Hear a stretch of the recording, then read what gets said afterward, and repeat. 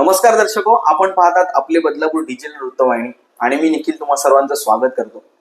आज आपण एक अनोखी अशी मुलाखत घेत आहोत, ज्यावर सविस्तर प्रश्न विचारणार आहेत, त्याच्यावर सविस्तर आपल्याला उत्तरं मिळणार आहेत. आजचा विषय आपला असा असणार आहे की जे अनधिकृत बांधकाम आहे बदलापूरमध्ये आणि त्याचे जे सांडपाण्याची व्यवस्था कुठेही आपल्याला पाहायला मिळाली नाही आणि त्यासोबतच पालिकेने जी काही कारवाई केली, तोडक कारवाई केली, जे काही गरिबांचं नुकसान केलंय त्यावर आपण थेट आज चर्चा करणार आहोत. आणि आज आपल्या सोबत आहेत नमस्ते बदलापूर मंचाचे अध्यक्ष नाना देशमुख. नमस्कार सर. नमस्कार. नमस्कार. सर्वप्रथम तुमचं स्वागत.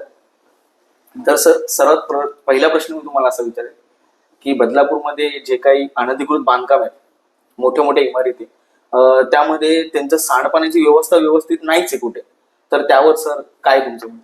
आपण अनधिकृत बांधकामाच्या वळण्या अगोदर उच्च न्यायालयात जी केस दाखल झाली त्या संदर्भात बोलूया. का बदलापूरची उल्हासनगरची नदी आहे ती आपली जीवनदानी आहे. त्याच नदीतलं पाणी बदलापूर, उल्हासनगर, अंबरनाथ अशा नगरपालिकांना पुरवलं जातं आणि ह्या नदीमध्ये संपूर्ण शहराचं सांडपाणी सोडलं जातं. विशेषतः ही जी केस आहे ती बदलापूर कुळगाव संदर्भात आहे. बदलापूर नगरपालिकेने जे सांडपाणी नदीमध्ये डायरेक्ट ते नाल्यातून डायरेक्ट जातं, त्या सांडपाण्याची कुठली प्रक्रिया वगैरे होत नाहीत. तर ह्या संदर्भात कोर्टात केस दाखल झालेली आहे. तर त्या संदर्भात न्यायाधीशाने नगरपालिकेच्या सीओचे कान सुनावणी चांगलेच कान उपटलेले आहेत.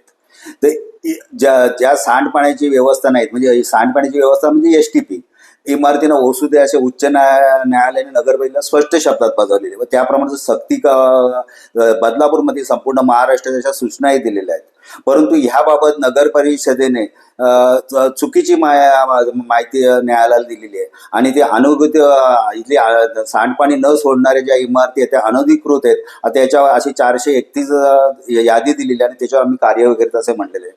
पण प्रत्यक्षात बघायला गेलं तर सांडपाण्यावर आता जी कार्यवाहीची 431 झालेली आहेत त्या साध्या साध्या टपऱ्या आहेत. बरोबर.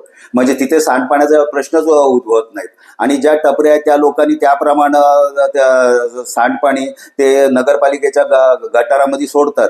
म्हणजे ते सांडपाण्याचा तुझे संबंध आहे. आता जो प्रश्न आहे की जे सांडपाण्याचा जर मोठ्या प्रकारे नाल्यातून पाणी जातं किंवा पाईपलाईनी पाणी जर नदीमध्ये पुरतं त्याच्याविषयी शंका आहे. पण ते न करता त्यांनी जर ही कार्यवाही करायची होती तर मोठ्या मोठ्या इमारती आहेत, सोसायटी आहेत, तर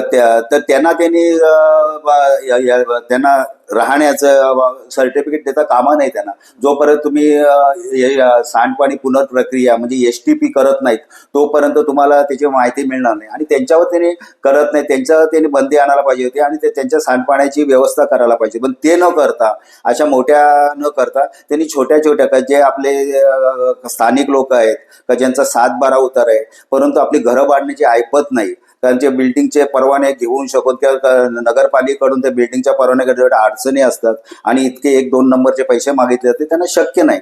म्हणून त्यांनी फक्त आपल्या पत्र्याच्या शेड उभारलेले आहेत आणि त्याच्यामध्ये ते आपली गुजराण करत असतात. कोणाच्या गायी आहेत, कोणी आपले गणपती बनवतात. म्हणजे अशा प्रकारचे ते पोटापाण्याचे जेवढं शक्य आहे किंवा जेवण बनवतात अशा प्रकारचे ते करतायत. आणि अशा लोकांनी आपलं जे पाणी रस्त्यावर ते सोडलं जात नाहीये तर त्यांनी पूर्ण आपले पाईप लावून ते नगरपालिकेच्या सांडपाण्याच्या याच्यामध्ये सोडून देतात. म्हणजे त्यांचा हा प्रश्न येतच नाही. म्हणजे पूर्ण दिशाभूल केलेले, मोठ्या माशांना वाचवण्याकरता छोट्या माशांचा बळी घेतलेला आहे. आणि हे जे लहान लोक आहेत म्हणजे नगरपालिकेमधले ते तरुण आहेत, ते काहीतरी करतात. आता आपले पंतप्रधानच म्हणतात आत्मनिर्भर व्हा, नोकऱ्या करणारे होऊ नका, नोकऱ्या देणारे व्हा. मग असे लोक जर आपले छोटे छोटे व्यवसाय करून दुसऱ्यांना नोकऱ्या देत असतील आणि आपलं पोट भरत असतील तर यांना उद्ध्वस्त करणं कितपत योग्य आहे. आणि अशा जे लोक आहेत त्यांना कधीही नगरपालिकेने नोटिसा बजावल्या नाहीयेत. त्याची जागा तुमच्या अधिकृत आहेत त्याच्याबद्दल सांगितलं नाही. समजा जर आणि आता अनधिकृत काय काय जागा आहेत तर त्या संदर्भात त्यांना ते घरपट्टी घेतात. आता जवळजवळ 15-20 वर्ष घरपट्टी करता, 15-20 वर्ष त्यांच्याकडे टॅक्स वसूल केला आणि आता ज्यांच्याकडे टॅक्स वसूल केला तुम्ही अचानक काही नोटीस न देता त्यांना उद्ध्वस्त करता, हे अत्यंत चुकीचं आहे ना.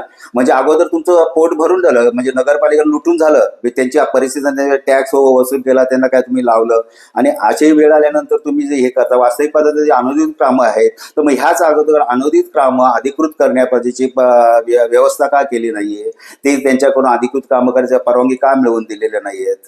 बरोबर. हा, सर तर- जसं की आता झालं होतं, जी तोडक कारवाई झाली त्यावरच एक आपण बातमी केली होती की एक जो आहे उद्योजक त्याने 4 महिन्याआधी टॅक्स भरला होता आणि 4 महिन्याआधी टॅक्स भरला 70,000चा आणि त्यानंतर त्याला न नोटीस देता त्यांचं दुकान जे बांधकाम होतं ते पाडण्यात आलं. आता हा जो प्रकार आहे ना तो सगळा मुघलशाहीचा प्रकार आहे. म्हणजे आंधळ गलताने कुत्रं पीठ खाते. म्हणजे प्रत्यक्षात आपण काय करतो त्यांना माहिती नाहीये आणि इथले ते नगर रचना खातं आहे, त्यांनी त्याच्यामध्ये जे माणसं भरलेली आहेत ते अननुभवी आहेत, त्यांना शहराची काहीच माहिती नाहीये आणि त्यांना शहराची काही घेणं देणं पण पडलेलं नाही. त्यांनी कुठलेही तरी कोर्टाला दाखवायचं म्हणजे रस्त्यावर फिरताना बॅनर बघितले त्याप्रमाणे लावले, त्यावेळी खात्री केली नाही त्यांनी टॅक्स भरलेला आहे का, ते अधिकृत आहे का नाही, त्यांची सांडपाणीची व्यवस्था अशी काही खात्री केलेली नाही.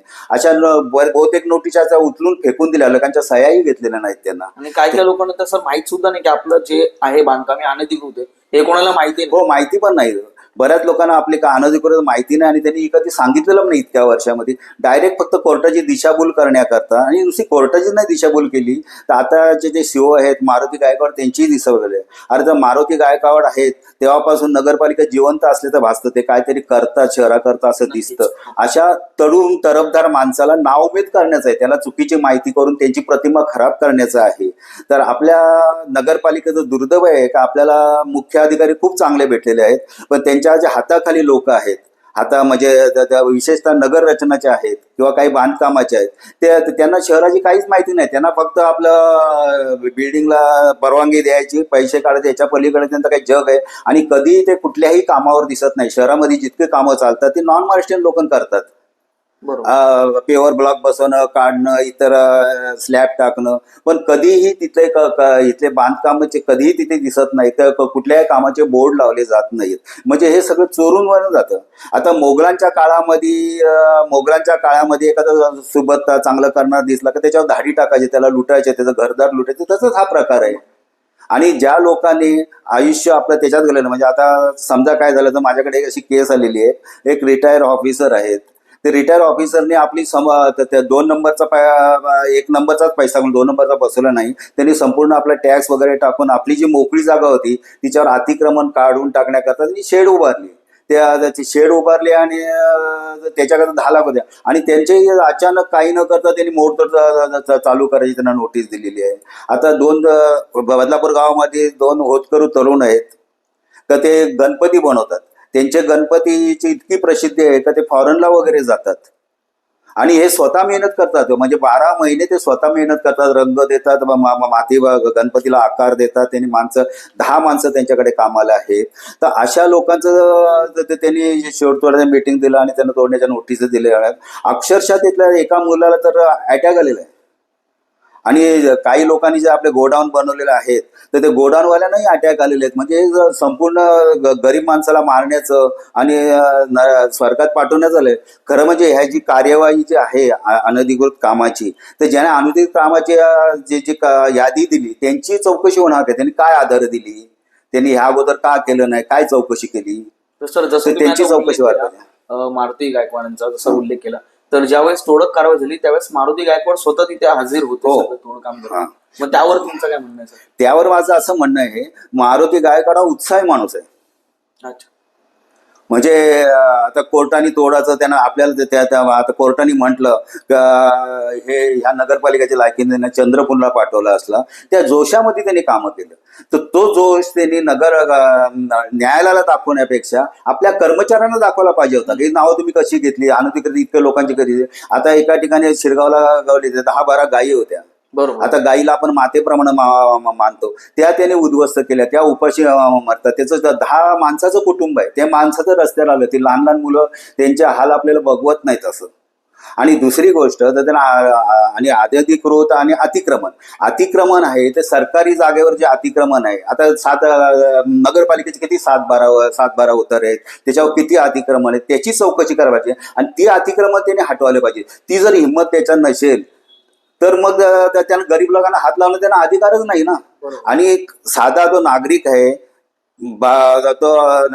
आहे तो प्रतिष्ठित आहे, म्हणजे जसं देश प्रतिष्ठित मानला जातो तितकीच किंमत नागरिकाला पण आहे. ते नागराची अप्रतिष्ठा करणं, त्याला आयुष्यातून उठवणं हे योग्य आहे का? आता आपलं संविधान म्हणतं की तुम्ही संविधान आपला म्हणजे नागरिकत्वाचे हक्क आहेत, तर त्याला प्रत्येक गोष्टी केलं पाहिजे, नागरिकांना हक्क आहे वगैरे असे म्हणजे हे देतं. पण संविधानाचे जे नागरिक जगण्याचे हक्क आहेत हेच काढून घेणार आहे. प्रत्येक नागरिकाला स्वच्छ हवा, आरोग्य, रस्त्याला चालणं हे सगळं दिलं पाहिजे. आता बदलापूरमध्ये शहराचे रस्ते जे आहेत ते सगळेच फुटपाथ खाऊनच टाकलेले आहेत. रस्त्यावर उभं राहायला जागाच नसते आणि सगळ्या फुटपाथवर जे अतिक्रमण ते काढत नाहीत आणि जे स्वतःच्या सातबाऱ्यामध्ये आपली जागा बनले, स्वतःची जागा टिकवून आहेत न विकता, तर त्याचे ते जातात. ह्या मागे तर मला वाटतं त्यांचं षडयंत्र असावं असं मला येतं, का ज्या मोक्याच्या जागा गरीब लोकांच्या आहेत किंवा स्थानिक लोकांच्या आहेत त्यांना अशी अडचण केली, त्यांना असं उद्ध्वस्त केलं, ते जागा विकतील. आणि ह्यामुळे इतर त्यांना पैसे देणाऱ्यांचा फायदा होईल, कारण गरीब लोक त्यांना पैसे देऊ शकत नाही. त्याच्या वेळेला जागे श्रीमंत लोक, धनाढ्य लोक करतील, मग ते धनाढ्य लोक सगळे बाहेरचेच आहेत. आता बदलापूरचा जवळजवळ 80% जे फायनान्स आहे तो बाहेरच्या लोकांचाच आहे. बदलापूर नाही, सगळे शहरांची हीच परिस्थिती आहे. ते लोक जरी संख्येने कमी असले तरी आर्थिक सूत्र त्यांच्याच ताब्यात आहेत. कुठलीही बिल्डिंग बांधायला घेतली, काही घेतली तर आपली ऐपत नाही, त्याच्यामुळे हे लोक राहतात, त्याचे पार्टनर करतात. वाईटपणा फक्त आपले स्थानिक लोक घेतात. आणि दुसरी गोष्ट मला आता बोलायचं आहे की आपल्या बदलापूरमध्ये 30 ते 35 नैसर्गिक नाले होते.